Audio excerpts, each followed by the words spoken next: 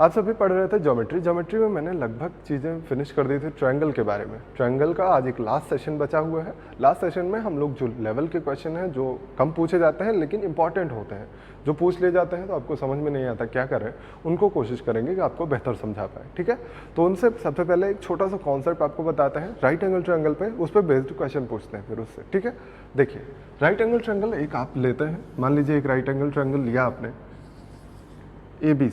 ABC एक right angle triangle है जो कि पॉइंट बी पर राइट एंगल है। हमने कहा कि एक BD लाइन खींच दीजिए, ये D पॉइंट पर भी 90 डिग्री की लाइन बनाए। ठीक है, तो इससे एक हमें कॉन्सेप्ट समझना है, कैसे निकालना है। हम मान लीजिए C वाला लेते हैं, एंगल अगर C लेते हैं तो cos C कितना आएगा, cos C निकाल दीजिए। cos C कितना आने वाला है, बड़े वाले ट्रायंगल में देखिए cos होता क्या है, बेस अपॉन हाइपोटेन्यूज, मतलब बेस आपको क्या दिख रहा है BC और हाइपोटेन्यूज AC। ये बात क्लियर। लेकिन अगर हम यही cos C निकालें इसी छोटे वाले ट्रायंगल में तो क्या हो जाएगा, बेस क्या हो जाएगा इसका ये, और हाइपोटेन्यूज BC। यानी यही cos C हम फिर से निकालते हैं छोटे वाले ट्रायंगल में तो आपको मिलेगा बेस हो जाएगा CD और हाइपोटेन्यूज होगा BC। यही हो गया। चूंकि दोनों जगह से cos C निकाला है तो दोनों बराबर होंगे, एक ही ट्रायंगल के cos C है, एक ही ट्रायंगल का एंगल है, तो इसका मतलब दोनों बराबर होंगे और लिख देंगे आप BC upon AC equal to CD upon BC। ये हो जाएगा। BC को इधर ले जाइए तो BC का स्क्वायर किसके बराबर होगा, CD और AC के मल्टीप्लिकेशन के। पहला फॉर्मूला यहाँ से निकला। और ऐसा ही सेम काम कर लीजिए आप, cos A निकाल लीजिए। cos A अगर आप निकालने चलिएगा तो बड़े वाले ट्रायंगल में अगर cos A निकालिए तो ये बेस है, ये हाइपोटेन्यूज, मतलब AB अपॉन AC होगा। और यही बराबर होना चाहिए इस छोटे वाले ट्रायंगल में, cos A निकालने पर छोटे वाले ट्रायंगल में cos A क्या हो जाएगा, A के ये वाला एंगल लेते हैं तो ये बेस हो जाएगा और ये हाइपोटेन्यूज होगा, मतलब AD हो जाएगा बेस और हाइपोटेन्यूज होगा AB। तो यहाँ से अगर AB स्क्वायर की वैल्यू हम निकालना चाहें तो क्या आ जाएगी, AD इंटू AC। ये दो फॉर्मूले आपको मिले, कैसे याद करना है ये समझ लीजिए। BC का स्क्वायर अगर आपको लेना है तो ये छोटी वाली साइड और इंटू बड़ी वाली साइड ये होगी। अगर इसका स्क्वायर लेना है तो इसके बगल ये छोटी वाली साइड इंटू बड़ी वाली साइड। समझ में आ गया। अब इन्हीं दोनों को अगर आप डिवाइड कर लीजिए तो देखिए क्या मिलने वाला है, AB स्क्वायर को हम डिवाइड करते हैं BC स्क्वायर से तो क्या मिलने वाला है ये समझिए। देखिए AC दोनों में कॉमन है, कैंसिल हो जाएगा, केवल क्या बचेगा AD अपॉन CD।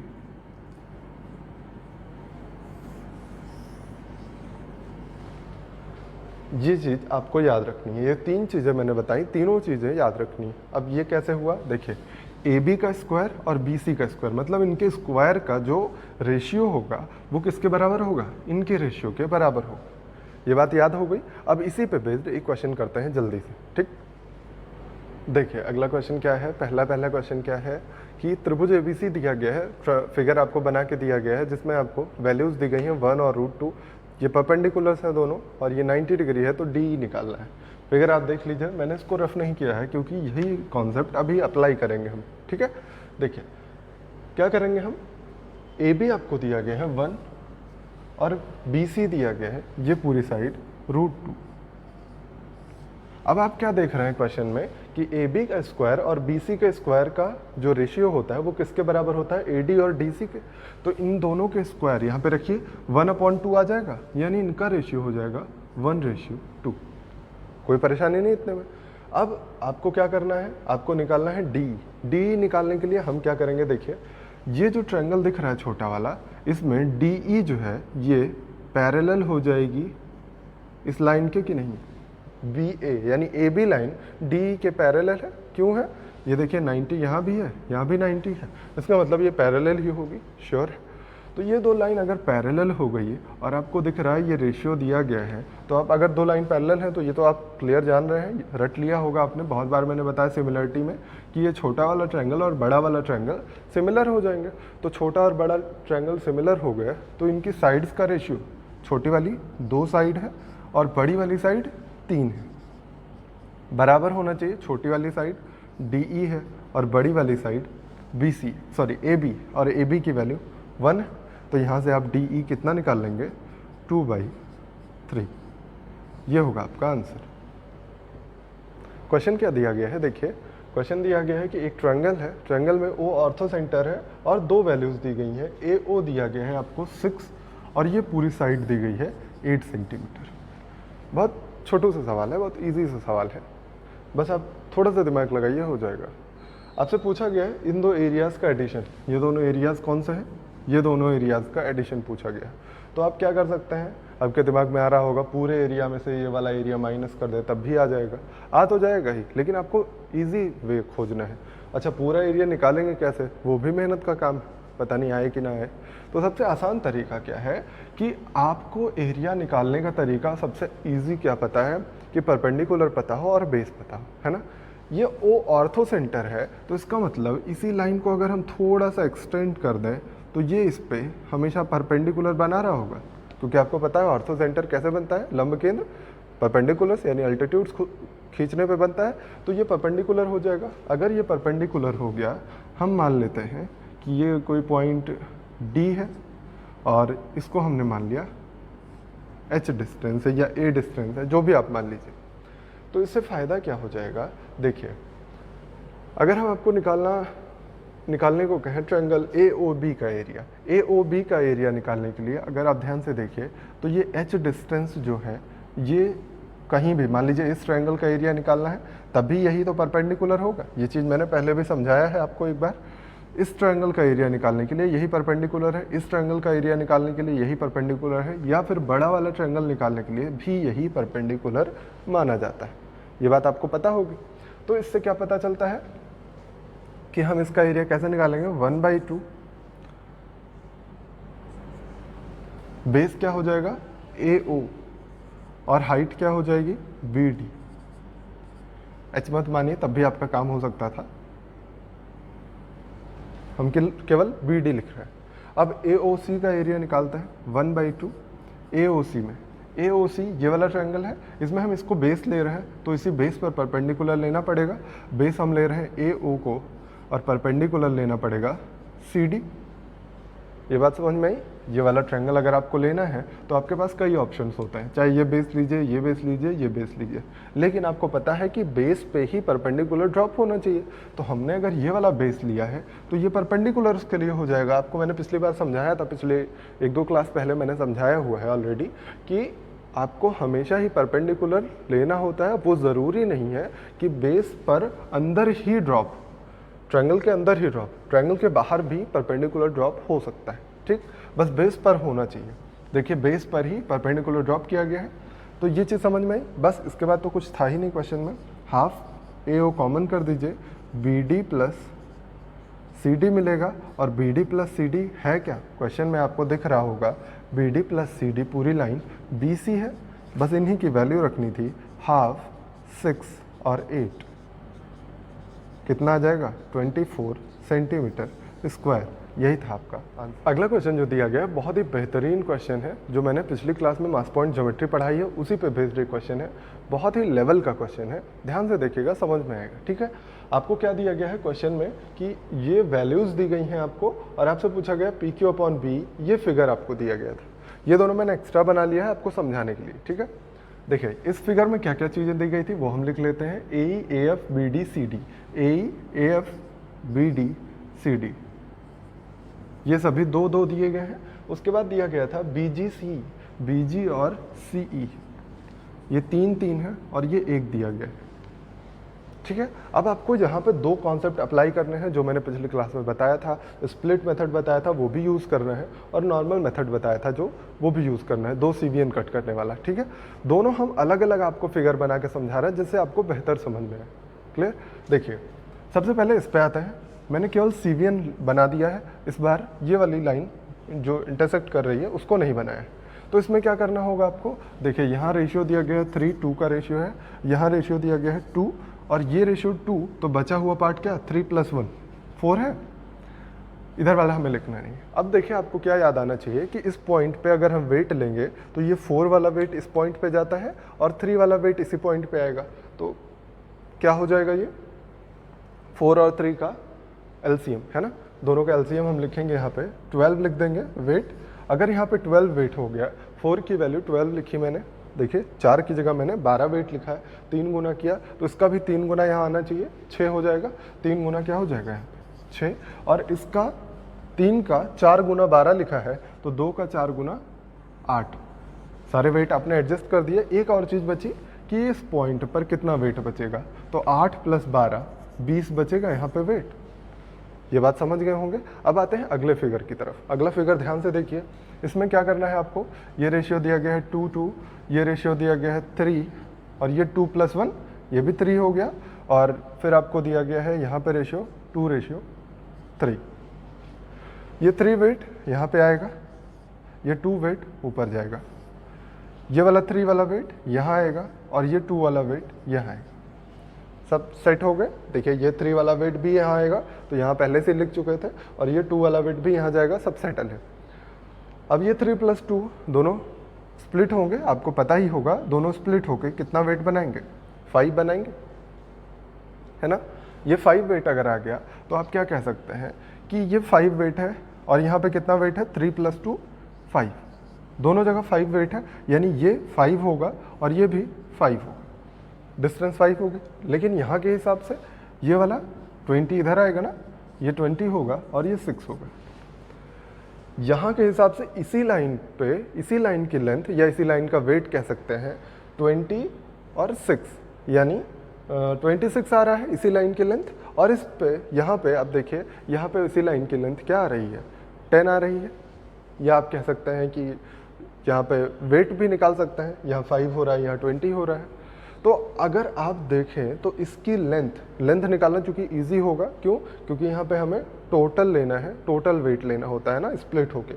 तो ये 10 हो रही है लेंथ यहाँ, और यहाँ 26 हो रही है लेंथ।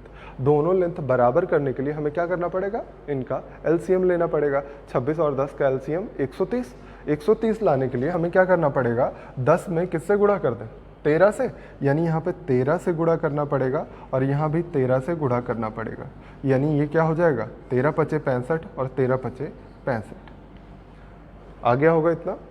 ये मैंने केवल यहीं पे किया क्योंकि हमें इसी की ज़रूरत थी और बाकी चीज़ों की ज़रूरत नहीं। अगर ज़रूरत होती तो यहाँ भी हम मल्टीप्लाई करते, ठीक है। अब यहाँ पे क्या होगा, 26 हुआ है, 26 में किससे गुणा करें 130 आ जाए, 5 से गुणा करेंगे, 5 से गुणा करेंगे तो यहाँ पे 5 से और यहाँ पे 5 से गुणा किया तो ये कितना हो गया, 6 × 5 = 30, और ये कितना हो गया, 20 × 5 = 100। ये हो गया। अब इस चीज़ को हम इस फिगर में दिखा देते हैं आपको।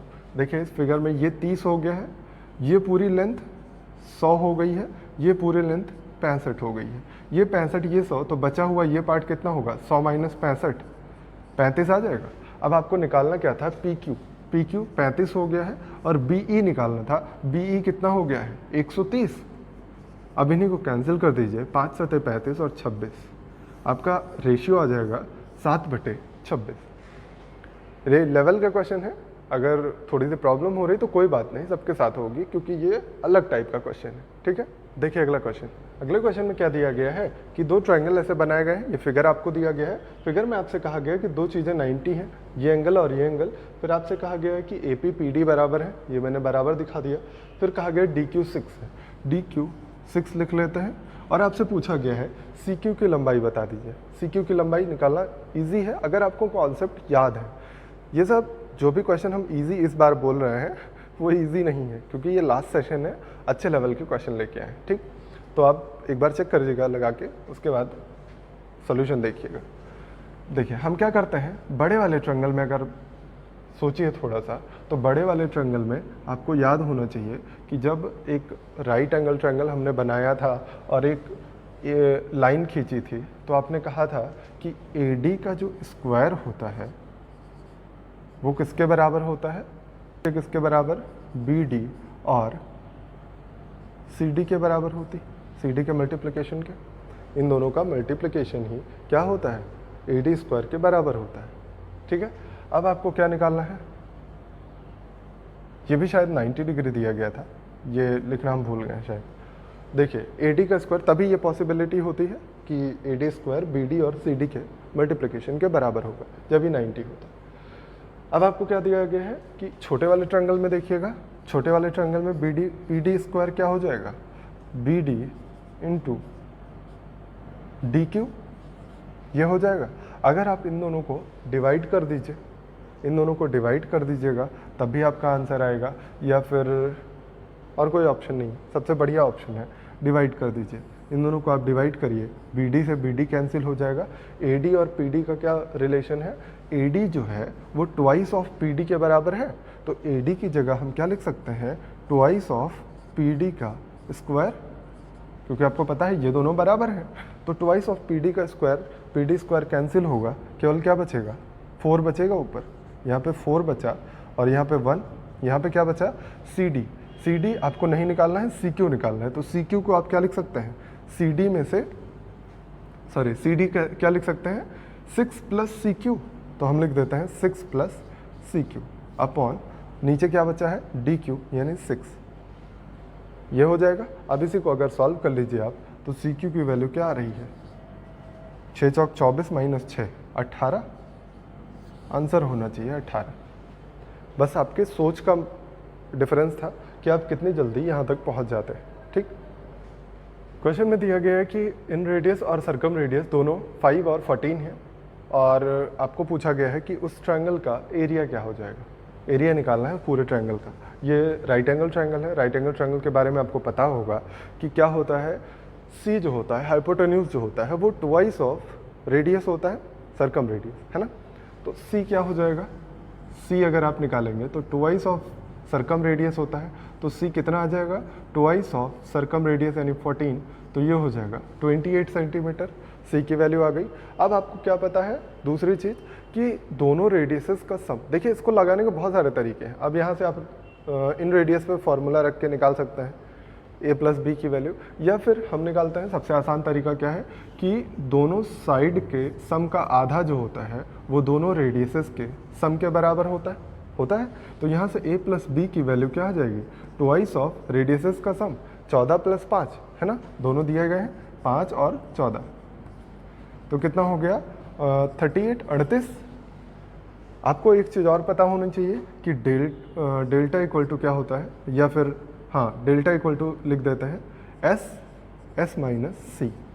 ये अगर आपको याद हो, मैंने पढ़ाया था राइट एंगल ट्रायंगल में, तो S माइनस C होता है, तो डेल्टा यानी एरिया ऑफ ट्रायंगल। ठीक है, तो S कितना हो जाएगा, S निकालने के लिए हमें तीनों साइड्स का सम अपॉन 2 करना पड़ता है, तो सेमी पेरीमीटर क्या हो जाएगा, दो साइड्स का सम, ये आपके सामने 38 लिखा गया है, तीसरी साइड है 28 और इन्हीं का आधा करना है, यानी कितना हो जाएगा 8 8 16 3 2 5 66/2 यानी 33 आएगा। तो यहाँ पे लिखेंगे आप 33 और यहाँ 33 में से कितना माइनस करेंगे, C यानी 28, तो ये कितना आ जाएगा 33 गुणे 5, तो ये हो जाएगा 165 सेंटीमीटर स्क्वायर। आंसर आपका आएगा ये। आसान सा था पर थोड़ा सा दिमाग लगाना था, मतलब आपको फॉर्मूले और कॉन्सेप्ट याद होने चाहिए। अगला क्वेश्चन है कि दिया गया है CD AB पर परपेंडिकुलर है और ट्रायंगल ABC में कुछ चीज़ें दी गई हैं, AB 14 है, BC 13 है, AC 15 है और AM और AN एंगल बाइसेक्टर्स हैं। फिगर आपको दिया गया है, फिगर में क्या कहा गया है, D जो है ये परपेंडिकुलर है, ठीक है, और AB आपको दिया गया है कि 15 है, ये 15 है, ये 14 दिया गया है और ये 13 दिया गया है। तो आप क्या ये चीज़ निकाल सकते हैं, ये दोनों वैल्यूज़ यहाँ की ये दोनों निकाल सकते हैं, इजीली निकाल सकते हैं। अगर आपको ट्रिपलेट्स याद हो तो और थोड़ा जल्दी हो जाएगी। 13 पे कौन सा ट्रिपलेट बनता है, 5 12 13 बनता है। चेक कर लीजिए 5 12 13 पे क्या सेट हो रहा है। अगर इसको हम 5 ले लें, 5 ये पूरा 12 ले रहे हैं, तो देखिए 14 माइनस 5 9, क्या 9 पे सेट हो रहा है, 9 15 12, देखिए सेट हो गया। अगर आप ऐसे कर पाइए तो बहुत अच्छी बात है, अदरवाइज आपके पास दूसरा ऑप्शन क्या है कि आप क्या लिखेंगे 15, इसको x मान लेंगे, इसको थोड़ी देर के लिए x मानेंगे तो इसको क्या मानना पड़ेगा 14 माइनस एक्स, और आप यहाँ से निकालिएगा ए डी स्क्वायर की वैल्यू। ए डी स्क्वायर क्या हो जाएगा, इसके स्क्वायर और इसके स्क्वायर के दोनों एंगल बाइसेक्टर्स है बी एम और सी एन, ये गलत लिख गया था, और A D is perpendicular to B C, ये लिखा गया था, ये थोड़ा सा मिसप्रिंट हो गया। हाँ देखिए, तो अब क्या करेंगे, आप इसको x मान लेंगे तो इसको क्या लिखेंगे, ए डी का स्क्वायर बराबर ए बी का स्क्वायर माइनस सी डी का बी डी का स्क्वायर, और इधर से क्या लिखेंगे ए डी का स्क्वायर, इसका स्क्वायर ए सी का स्क्वायर माइनस सी डी का स्क्वायर। तो दोनों जब इक्वेट करेंगे आप क्या करेंगे, 15 का स्क्वायर और माइनस एक्स का स्क्वायर बराबर होना चाहिए 13 का स्क्वायर माइनस 14 माइनस एक्स का स्क्वायर। अब इसी इक्वेशन को जब सॉल्व करेंगे आप तो आपके पास फिर से ये x की वैल्यू 9 आएगी, ठीक है। तो इसको आप सॉल्व कर लेंगे, तो इसको हम नहीं करके दिखा रहे हैं, अगर आप डायरेक्टली वैल्यू पुट कर पाते हैं तो बहुत अच्छी बात है, अदरवाइज x की वैल्यू यहाँ से निकाल लीजिए, ठीक। तो हम यहाँ x की वैल्यू रख देते हैं 9, और यहाँ हमारा क्या आया था 5, ये इतनी वैल्यू आसानी से आ जाएगी। कॉम्प्लिकेशन अब क्रिएट होगी, कैसे, अगर आपको पता है कि ये एंगल बाइसेक्टर है, ये एंगल बाइसेक्टर है, अगर ये P पर कट कर रहा है तो ये इसको किस रेशियो में डिवाइड करेगा, ये इतना बता दीजिए हमें, किस रेशियो में डिवाइड करेगा। AP और PD का रेशियो हम निकाल लेते हैं, AP और PD का रेशियो क्या आ जाएगा, AP और PD का रेशियो जो इनका रेशियो है यानी 15 और 9 का, यानी इसको कह सकते हैं 3 5 15 3 3 9, 5 और 3 का रेशियो आ जाएगा। अगर ये 5 और 3 का रेशियो हो गया तो हम PD निकाल लेते हैं, PD कितना हो जाएगा, पूरी साइड का, पूरी साइड कितनी है AD है, पूरी साइड का कितना आएगा, ये आपको निकालना आता है ना, रेशियो जब दिया गया हो तो पूरी साइड का PD क्या हो जाएगा 3/8, रेशियो निकालना आपको आता होगा, 3 दोनों का सम, है ना। अब इसी तरह से अब इस वाले ट्रायंगल पे आ जाइए, इस वाले ट्रायंगल में आएंगे तो ये CQ जो आपको दिख रहा है ये एंगल बाइसेक्टर है, ये एंगल बाइसेक्टर है, एंगल बाइसेक्टर यहाँ पे मीट कर रहा है, तो इसका मतलब इन दोनों का रेशियो इन दोनों के रेशियो के बराबर होगा, यानी AQ और QD के रेशियो के बराबर होगा। तो आप कहेंगे कि AQ और QD के रेशियो के बराबर कौन हो जाएगा, 13 और 5 का रेशियो। तो यहाँ से QD निकालना तो आपको आता है, QD किसके बराबर हो जाएगा, पूरी साइड के AD के 5/18 के बराबर। ये बात समझ में आई। अब आपको पता है कि हमें तो पूरी साइड पता है ऑलरेडी, क्योंकि 5 12 13 होता है, 5 12 13 का ट्रिपलेट बनता है, तो ये पूरी साइड हमारे पास ऑलरेडी 12 आ चुकी है। 12 की वैल्यू यहाँ पे पुट कर दीजिए, पूरी साइड की वैल्यू 12 यहाँ पे जहाँ पुट करिएगा तो यहाँ पे हम डायरेक्टली पुट कर रहे हैं वैल्यू, देखिए ये 12 रखा तो 6 3 18 6 2 12 यानी 10/3 आ गया, और यहाँ पे जब मैंने 12 रखा तो क्या आ जाएगा 4 3 12 4 2 8 यानी 9/2। अब हमें क्या पता, PD की वैल्यू QD की वैल्यू, P से D देखिए ये पूरी डिस्टेंस हमें क्या पता चल गई 9/2 है, और QD आपको पता चला 10/3, Q से D तक की डिस्टेंस 10/3। तो अगर पूरी डिस्टेंस में से छोटी वाली डिस्टेंस माइनस कर दें तो PQ की वैल्यू आ जाएगी, PQ की वैल्यू क्या हो जाएगी 9/2 में से 10/3 माइनस करेंगे तो 27 माइनस 20 यानी 7/3 आपका आंसर आना चाहिए।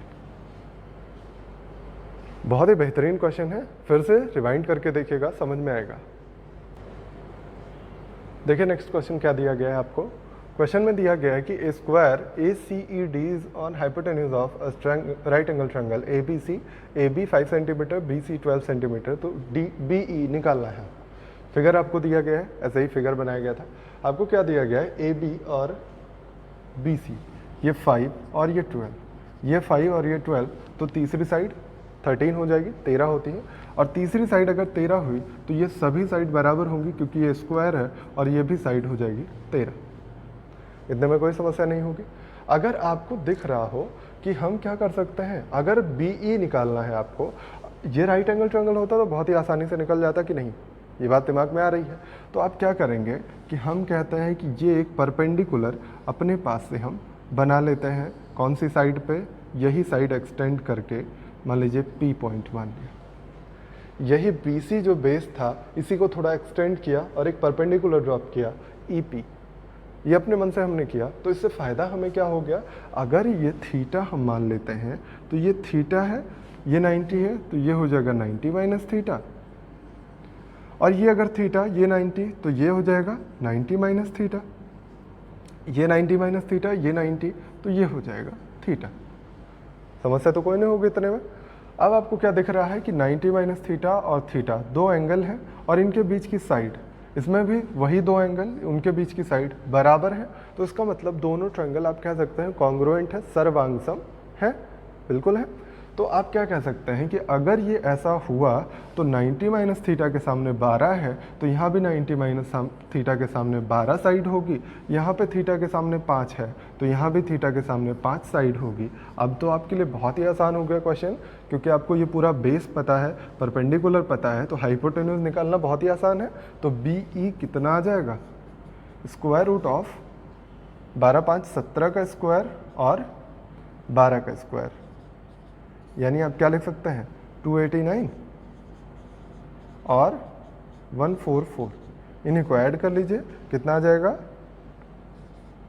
433, ये होगा आपका आंसर। समझ में आया? ये क्वेश्चन बहुत ही आसान सा, बहुत ही चुटकू सा, लेकिन बहुत ही बढ़िया सा क्वेश्चन है ना। क्या क्या चीज़ें दी गई हैं आपको, 90 डिग्री दिया गया है, दो एंगल यहाँ पे और यहाँ पे दो एंगल 90 डिग्री हैं। फिर आपको कुछ साइड्स दी गई हैं, AB दिया गया है 8, ये 8 दिया गया है, ये 6 और ये 4, है ना। ये इतनी चीज़ें दी गई हैं और आपसे पूछा गया है दोनों ट्रायंगल्स के एरिया का डिफरेंस कौन कौन सा है, ABE का यानी इसका एरिया और इसके एरिया का अंतर पूछा गया है। अगर आप देख पा रहे हो तो ऐसे देखते ही आंसर हो जाना चाहिए था कि इस बड़े वाले का एरिया माइनस इस वाले का एरिया करेंगे, तुरंत ही आपका आंसर आ जाएगा। कैसे आएगा ये देखिएगा। मान लीजिए कि अच्छा आप थोड़ा सा विजुअलाइज करते आप तो जल्दी समझ पाते। इस पूरे एरिया में से अगर इस पूरे एरिया को माइनस करेंगे तो ये एरिया गायब हो जाएगा कि नहीं। अगर ये एरिया पूरा ले रहे हैं, इस एरिया में से इसको माइनस कर रहे हैं पूरा, तो ये पूरा एरिया निकल के बाहर हो जाएगा, केवल यही दोनों बचेंगे, दोनों का डिफरेंस आ जाएगा डायरेक्टली कि इस पूरे का एरिया माइनस इस पूरे का एरिया आंसर। नहीं समझ पाए हैं तो देखिए कैसे करना था। मान लीजिए ये पूरा एरिया x है, ये y है, ये z है, ये सब एरिया मान रहे हैं हम, ठीक है। तो अगर हम लिखें कि इस पूरे ट्रायंगल का एरिया क्या हो जाएगा, पूरे ट्रायंगल ABC का area, triangle ABC minus triangle BCD, ठीक, इनके एरिया का डिफरेंस अगर हम लिखना चाहें तो क्या होगा, x plus y minus y plus z, यही होगा। और ये कितना हो जाएगा, y कैंसिल होके x प्लस जेड आएगा, और x प्लस जेड है क्या, sorry x minus z, x minus z है क्या, x माइनस जेड, यही जो आपसे पूछा गया है। मतलब x माइनस जेड निकालने के लिए हमने क्या किया है, ABC में से BCD को माइनस किया है, मतलब हाफ हाइट इंटू बेस 8 गुणे 4 minus half height into base 6 और 4, तो आप क्या कह सकते हैं 4 आ जाएगा आपका आंसर। फिर से एक बहुत बेहतरीन क्वेश्चन में दिया गया है, ये जो बीच में बना हुआ है PQRS और ये बाहर बना हुआ है ABCD, ये दोनों स्क्वायर्स, बस आपको दिख नहीं रहा होगा क्योंकि मेरी आर्ट अच्छी नहीं है, तो आप अच्छे से बना लीजिएगा। और क्या चीज़ें दी गई हैं, ट्रायंगल्स के बारे में दिया गया, सभी इक्विलेटरल है। ये जो ये चारों ट्रायंगल इक्विलेटरल ट्रायंगल है, और ये बड़ा वाला और छोटा वाला जो स्क्वायर है, ठीक है। तो अगर ये इक्विलेटरल ट्रायंगल है, आपसे पूछा गया दोनों स्क्वायर के एरिया का रेशियो। एरिया निकालने के लिए आपको साइड पता होनी चाहिए, साइड निकालने के लिए हम मेहनत करते हैं। क्या करना पड़ेगा, अगर ये इक्विलेटरल है तो ये 60 हो जाएगा, इक्विलेटरल है तो यहाँ पे 60 होगा, यहाँ 60 होगा, मतलब ये सभी साइड्स आपस में बराबर होंगी। ऐसे ही ये साइड्स आपस में बराबर होंगी, तो सभी साइड्स आपस में ये बराबर हो जाएंगी। क्यों, क्योंकि ये स्क्वायर है तो चारों साइड बराबर हैं, और ये इसके बराबर होगी तभी ये इक्विलेटरल बनेगा, समबाहु त्रिभुज बनेगा। समबाहु त्रिभुज ये है तो ये भी सभी सर्वांगसम समबाहु त्रिभुज बनेंगे। क्लियर। अब क्या करना है आपको, ये 60 है, ये पूरा एंगल क्या होता है 90 डिग्री का होता है। ये सभी अगर सर्वांगसम समबाहु त्रिभुज बन रहे हैं तो ये जो बचा हुआ एरिया है ये सभी सर्वांगसम होंगे या नहीं, श्योरली होंगे, कोई भी शक नहीं है। आप चाहें तो निकाल सकते हैं, ठीक। तो अगर ये पूरा 90 डिग्री था, ये 60 हो गया, तो बचा कितना 30 डिग्री बचा हुआ है। और चूंकि ये सभी सर्वांग सम है तो 15 15 कॉन्ग्रुएंट की वजह से 15 15 डिग्री बट जाएगा। ये 15 है, ये दोनों भुजाएं बराबर हैं तो ये भी 15 हो जाएगा। 15 15 30 हो गया। अब आपको बचा हुआ एंगल क्या मिलेगा, ये पूरा एंगल क्या मिल जाएगा, 180 में से माइनस कर दीजिएगा 30 को तो 150 डिग्री मिल जाएगा, है ना। अब यहाँ से हमें फ़ायदा क्या हो गया, क्यों हमने इतनी मेहनत की, क्योंकि हमें पता है साइन रूल। साइन रूल कैसे लगेगा, लगा दीजिए। साइन 150 अगर लेंगे तो हमें लेना पड़ेगा ए बी को, और अगर साइन 15 लेंगे 15 लेंगे तो आपको क्या लेना पड़ेगा 15, चाहे इसके सामने वाली साइड लीजिए चाहे ये, दोनों बराबर ही हैं, कोई दिक्कत नहीं है। तो हम ए क्यू ले लेते हैं, ठीक है। इन्हीं को सॉल्व करना है आपको। तो A B upon A Q कितना आ जाएगा, A B upon A Q हो जाएगा साइन 150 बटे साइन 15, यही आएगा। साइन 150 कितना होता है, 180 माइनस कर लीजिएगा, 180 माइनस 30 यानी साइन 30 1/2 अपॉन साइन 15 की वैल्यू आपको याद होनी चाहिए, √3 - 1 अपॉन 2√2, यही होती है। मैंने पढ़ाया भी है आपको, बताया भी है, याद भी कैसे करना है, सारी चीज़ें बताई। यहाँ से इसको सॉल्व करिएगा तो 2 से 2 कैंसिल होगा, केवल ऊपर आ जाएगा √2 अपॉन √3 - 1, ये आएगा। अगर यहीं से संयुग्मीकरण कर दें, मतलब इसको संयुग्मी से मल्टीप्लाई कर दें कॉन्जुगेट से, तो आप क्या देखेंगे, कॉन्जुगेट √3 + 1 बनेगा और यहाँ पे आ जाएगा √3 + 1, ये हो जाएगा √2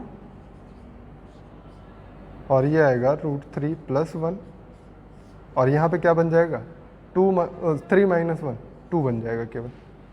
ये इतना आया है किसका, किसकी value, A B upon A Q की। अगर आप ध्यान से देख पा रहे हो तो जो ये वैल्यू आई है वही तो इस स्क्वायर की साइड है, तो स्क्वायर की साइड आपको पता चल गई, ए क्यू स्क्वायर की साइड है छोटे वाले, ए बी बड़े वाले स्क्वायर की साइड। तो अगर दोनों का रेशियो निकालना है एरिया का तो हम इनका होल स्क्वायर कर दें, होल स्क्वायर, ए स्क्वायर होता है ना स्क्वायर का एरिया, तो एरिया निकालने के लिए इसका होल स्क्वायर कर दीजिए। 2 √2 का स्क्वायर 2, √3 + 1 का स्क्वायर 4 + 2√3, है ना, अपॉन 2 का स्क्वायर 4, 2 से 4 कैंसिल हुआ ट्वाइस, और यहाँ से 2 कॉमन कर लीजिए, क्या मिलने वाला है आपको √3 + 2, है ना। 2 से डिवाइड करिएगा तो 2 मिलेगा, आपको रेशियो मिलेगा √3 + 1 अपॉन 1 भी लिख लीजिए, यही आ रहा होगा, समझ में आया। 1 ना लिखिएगा तब भी कोई दिक्कत नहीं, ऑप्शन जैसा मिलेगा वो वैसा करना है आपको, मेनली आपको क्वेश्चन समझना है, ठीक है। क्वेश्चन में क्या दिया गया है, क्वेश्चन में दिया गया है कि ये जो दिख रहा है आपको, ये सबसे बड़ा स्क्वायर है एक ट्रायंगल के अंदर बना हुआ, ये मैंने पढ़ाया हुआ है आपको, और आपको दिया गया है BP 36, स्क्वायर की साइड 60। यहाँ पे चूंकि जो मैंने फॉर्मूले पढ़ाए हैं वो कोई नहीं यूज़ होने वाला है, इसलिए इस क्वेश्चन को मैंने पिक किया है, ठीक। तो आपको दिया गया है ये साइड 60 है, अगर ये साइड 60 है तो सभी साइड 60 हो जाएंगे, इसमें कोई समस्या नहीं हो, है ना, क्योंकि ये स्क्वायर है। अब आपको दिया गया है ये 90 डिग्री है, BP = दिया गया है 36। अगर आपको ट्रिपलेट्स याद हो तो बहुत ही आसानी से कर लीजिएगा, चेक करिए, 6 × 36, 6 दाम 60, तो 10, 6 और 8 का बनता है ट्रिपलेट, तो 8 × 48, यहाँ पे 48 बन जाएगा ट्रिपलेट, अगर आपको याद हो तो। ये 48 बन गई साइड। अब आपको एक चीज़ और याद होना चाहिए, आपको मैंने फार्मूला बताया था, कुछ फार्मूला चूँकि यहाँ पे यूज़ नहीं हो रहा है, सबसे आसान तरीका हम आपको बताते हैं। देखिए, ये अगर थीटा है, ये अगर थीटा है, ये 90 ऑलरेडी दिया गया था, ये थीटा, ये 90, तो ये कितना होगा 90 - थीटा। अगर ये 90 - थीटा, और ये तो 90 है ही ऑलरेडी, क्योंकि आपको पता है ये स्क्वायर है, ये 90 है, ये 90 - थीटा, तो ये भी क्या हो जाएगा थीटा। अब आप चाहिए तो यहाँ पे सिमिलरिटी दिखा दीजिए, या अगर सिमिलरिटी नहीं लिखना चाह रहे हैं तो tan थीटा निकाल लीजिए दोनों साइड से, दोनों ही आपके पास ऑप्शन अवेलेबल रहते हैं, ठीक है। हम निकालते हैं tan के हिसाब से, सिमिलरिटी बहुत पढ़ा दिया आपको, tan C निकाल दीजिए, जहाँ पे सिमिलरिटी लगेगी वहाँ tan cos sin ऐसा कुछ लगा कि आप निकाल सकते हैं, आसान होता है। तो यहाँ चूंकि 90 डिग्री आपको दिख रहा था तो इसलिए हमने कहा tan C निकाल लीजिए। tan C बड़े वाले ट्रायंगल में अगर आप निकालना चाहें तो कितना आ जाएगा, tan C को tan थीटा हम लिखते हैं, क्योंकि C पे थीटा बन रहा है। अगर ये tan थीटा हम यहाँ से निकालना चाहें तो tan थीटा कितना आएगा, 60 हो जाएगा इसका हाइपोटेन्यूज और बेस हो जाएगा CQ। समझ में आया? अगर हम यही tan थीटा यहाँ से निकाल लें, देखिए थीटा तो सेम है, थीटा अगर सेम है तो tan थीटा की वैल्यू सेम आनी चाहिए थी, तो यहाँ से भी तो वही tan थीटा निकलेगा, तो यहाँ से भी tan थीटा निकाल लीजिए, उसी के बराबर होना चाहिए ये। तो आ गया tan थीटा 48/36। चूँकि tan थीटा दोनों जगह से निकाला है तो दोनों बराबर रख दिया, और इसी को आप सॉल्व कर लीजिए।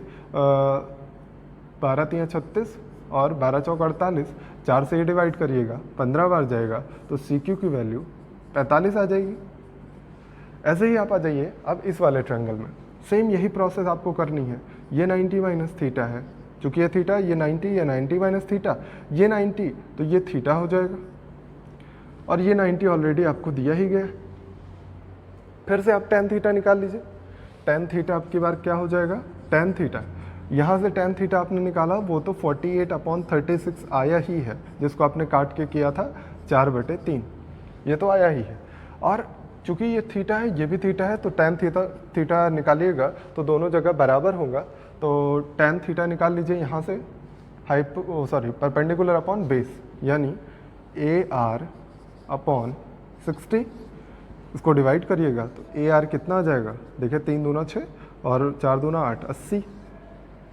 AR की वैल्यू 80 आ गई, मतलब ये 80 आ गया, ये ऑलरेडी 60 दिया गया, ये 45 आ गया, तो पूरे AC की लंबाई कितनी आ जाएगी जो आपसे पूछा गया है, तो 80 और 60 140, और 140 में 45 और जोड़िएगा तो कितना आ जाएगा, 150 ही आपका आंसर आएगा।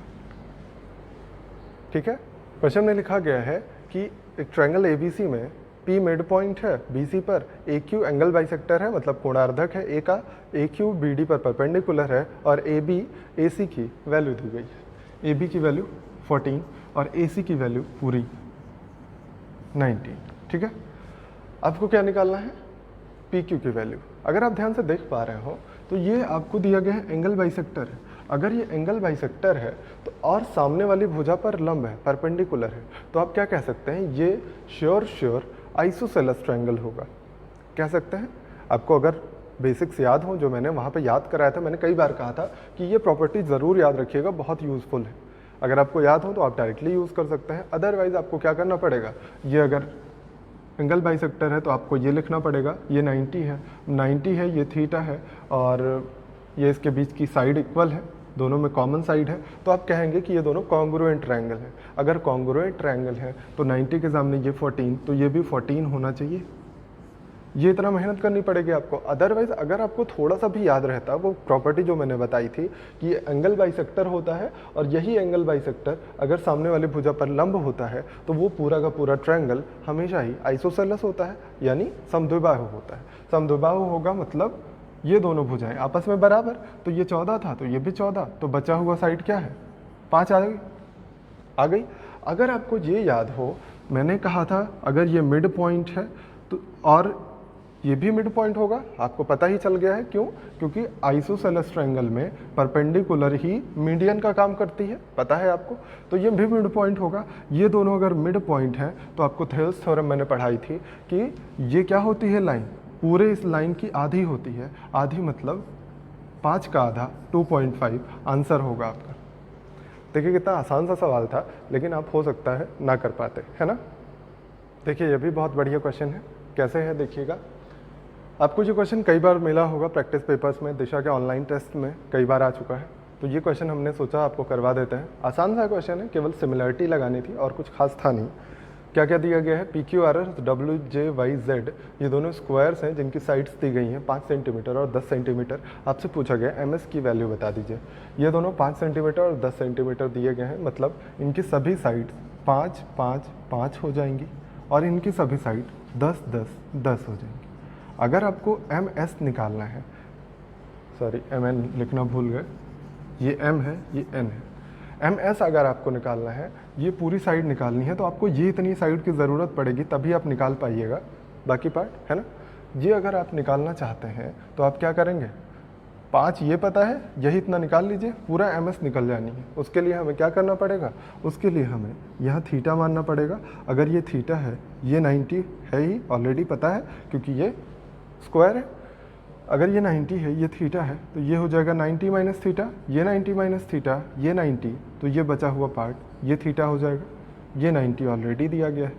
ऐसे ही अगले वाले में आ जाइए, यहाँ थीटा लिया, ये 90 था, तो ये हो जाएगा छोटा सा एंगल 90 माइनस थीटा, ये एंगल 90 माइनस थीटा, तो ये ऊपर जो छोटा सा एंगल दिख रहा है ये थीटा हो जाएगा, ये थीटा, ये 90, तो ये हो जाएगा 90 माइनस थीटा, और ये अगर 90 माइनस थीटा हुआ, ये 90 ऑलरेडी था, तो ये हो जाएगा थीटा।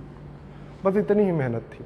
अब हम क्या करते हैं, इन दोनों ट्रायंगल्स को सिमिलर दिखा सकते हैं, या फिर दूसरा ऑप्शन जो मैंने अभी बताया tan थीटा का है ना, tan थीटा भी निकाल सकते हैं। अगर हम tan थीटा दोनों जगह निकाल लें, तो चूंकि थीटा सेम है दोनों में, तो tan थीटा अगर निकालेंगे तो थीटा सेम होने की वजह से tan थीटा दोनों जगह पे बराबर आना चाहिए। वही हम कर लेंगे और आपका आंसर आ जाएगा। देखिए पहले इसमें से हम tan थीटा निकालेंगे तो क्या होगा, परपेंडिकुलर अपॉन बेस, यानी NW अपॉन JW, है ना। ये किसके बराबर होगा, इसमें परपेंडिकुलर अपॉन बेस, थीटा के सामने 5 अपॉन MQ, थीटा के सामने QP या PQ अपॉन MQ।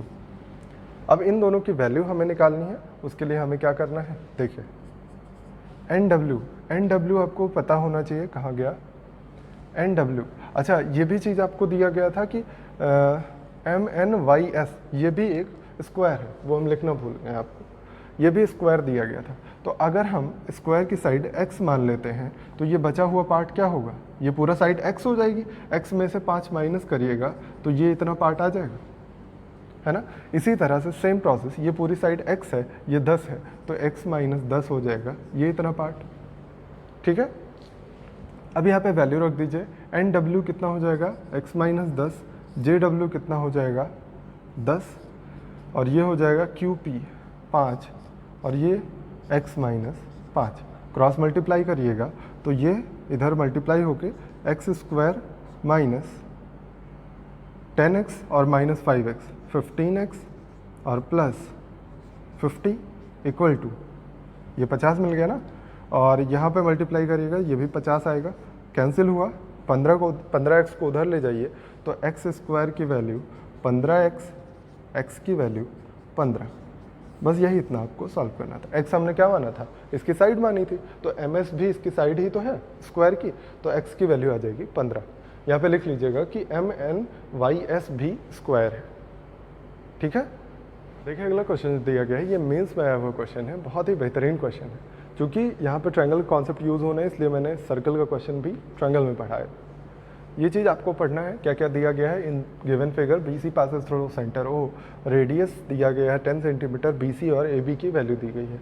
BC और AB की वैल्यू ये दिया गया है 24 पूरा, और BC पूरा दिया गया है 36। अगर आपको दिया गया है कि ये सेंटर से पास करती है, यानी कि ये और ये आपस में बराबर होंगे, रेडियस हो जाएंगे, ये दोनों रेडियस हैं, तो ये 10 और ये भी 10, ये बात क्लियर है। अगर BC आपको दिया गया है 36, तो 36 में से अगर ये 10 माइनस कर दें तो बचा हुआ पार्ट 26 आ जाएगा। इतना ही आपको ज़रूरत थी। अब आप क्या करिए कि हम ये चूँकि परपेंडिकुलर होता है, आप जब सर्कल पढ़ेंगे तो आप देखेंगे टेंजेंट हमेशा परपेंडिकुलर होती है रेडियस पे, जहाँ पे वो टच करती है। तो यहाँ से आप कह सकते हैं ये 90 डिग्री होगा, और हम निकाल लेते हैं ट्रायंगल AOB का एरिया। ट्रायंगल AOB का एरिया निकालने का सबसे आसान तरीका, हाफ हाइट यानी 10 इंटू बेस। बेस कौन सा लेंगे, AB वाला 24। समझ में आया। देखिए ये हाइट है, ये हाइट, और ये पूरा नीचे बेस है, ठीक है। ये एरिया निकल गया। इसी एरिया को हम दूसरे तरीके से निकालते हैं। कैसे, हम कहते हैं कि इस पॉइंट से एक हम हाइट ड्रॉप करते हैं अपने पास से, हम ये हाइट निकालनी, ये हाइट हम जो ड्रॉप कर रहे हैं इसको h मान लेते हैं। अगर ये हाइट हमको निकालनी है, हम कह रहे हैं कि इसी ट्रायंगल, यही जो ट्रायंगल आपने अभी लिया है, इसी ट्रायंगल का एरिया हम दूसरे तरह से निकाल सकते हैं। कैसे, half height h into base क्या है इसका 26। आपको मैंने पहले भी बताया है ऐसा क्वेश्चन कि बेस और हाइट बदल सकते हैं इधर उधर, क्योंकि इसी ट्रायंगल का एरिया निकाला है हमने दो तरीके से, इसलिए बराबर हो गया दोनों। और इसको सॉल्व करने पे आपको क्या मिल रहा है, h की वैल्यू ये 2 से डिवाइड करिएगा तो मिल जाएगा आपको 120/30। ये हाइट मिल गई आपको। ये हाइट किस पे है, परपेंडिकुलर किस पे है, ये पूरी BC साइड पे है कि नहीं। तो अगर हमसे कहा जाए ट्रायंगल ABC का एरिया निकालिए, ABC का एरिया निकालने के लिए हमें क्या करना पड़ेगा, हाफ हाइट चूँकि ये BC पर ही है तो इसलिए हम यही हाइट ले रहे हैं 120/13, और बेस क्या ले रहे हैं, पूरा ये पूरा बेस है 36। अगर इसी को आप सॉल्व कर लीजिए मल्टीप्लाई करके, तो ये 2 से कटिए 18 आएगा, तो 18 दूना 36, 18 216 ये आएगा। अगर आप पॉइंट में निकालना चाहें तो 13 और 78, फिर ये आएगा 78 2, ऐसा ही कुछ आएगा। अप्रॉक्स में आंसर 166.2 आएगा। समझ में आया। तो ये था आज का लास्ट क्वेश्चन। आपको कैसा लगा सेशन ये हमको बताइएगा, अगर कोई दिक्कत होगी तो वो भी बताइएगा। तो ये थे, अगर आप घबराए हुए हैं, डरे हुए हैं, तो बिल्कुल डरिए मत, क्योंकि आज के जो भी क्वेश्चन थे वो सारे अच्छे लेवल के थे, क्योंकि ये लास्ट सेशन था इसलिए लेवल थोड़ा सा बढ़ाया गया था। तो अगर आपको कम समझ में आया या आपको किसी क्वेश्चन में प्रॉब्लम है तो आप एक बार रिवाइंड करके वीडियो फिर से प्ले करिए, फिर से देख डालिए पूरा वीडियो, थोड़ा रेस्ट लेके पॉज लेके देख डालिए, ठीक है। एक बार अपने आप से लगाने की कोशिश करिए। नहीं समझ में आता है, जो भी प्रॉब्लम्स आती हैं आप हमें पर्सनल मैसेज से बता सकते हैं। अभी के लिए इतना ही रखते हैं, अगली क्लास में पढ़ेंगे क्वाड्रिलेटरल। तब के लिए थैंक यू सो मच। अपना और अपनों का ख्याल रखिएगा।